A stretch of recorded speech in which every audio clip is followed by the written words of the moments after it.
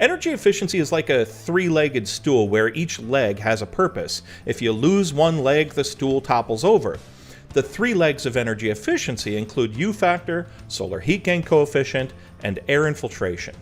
Today we will discuss solar heat gain coefficient. Solar heat gain coefficient ratings for windows is a measurement of how much radiant heat comes in through a window. And radiant heat is the heat felt from the sun that is absorbed by people or objects and can warm a room. Solar heat gain coefficient performance is regulated by Energy Star and is dependent on several regional factors.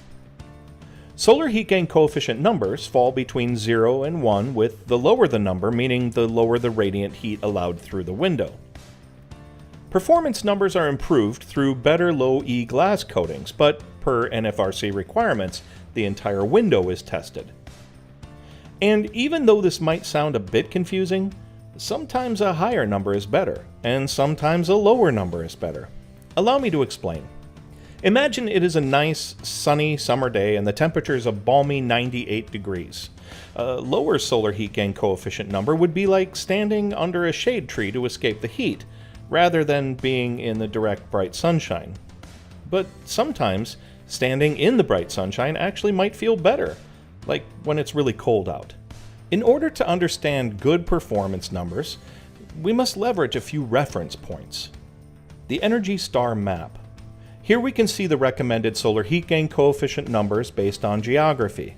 The numbers are based upon the number of days heating and/or cooling and is determined to be optimal for your region. You should also take into consideration any uncomfortable areas of the home.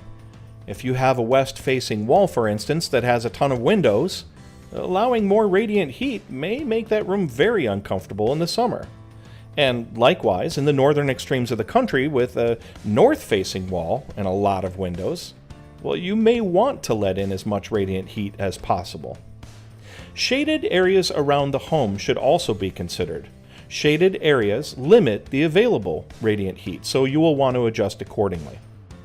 The NFRC specifically calls out solar heat gain coefficient numbers on each window's label. We understand the impact of these numbers on the heating and cooling bills, but also on the home's comfort level. So, we are constantly evolving as technology advances. And one last point about solar heat gain coefficient. Both radiant heat and UV rays are filtered with lower numbers, so if fading of your flooring, curtains, or furniture is important to you, well, you may want to take that into consideration as well. Solar heat gain coefficient is an important leg in that three-legged stool of energy efficiency.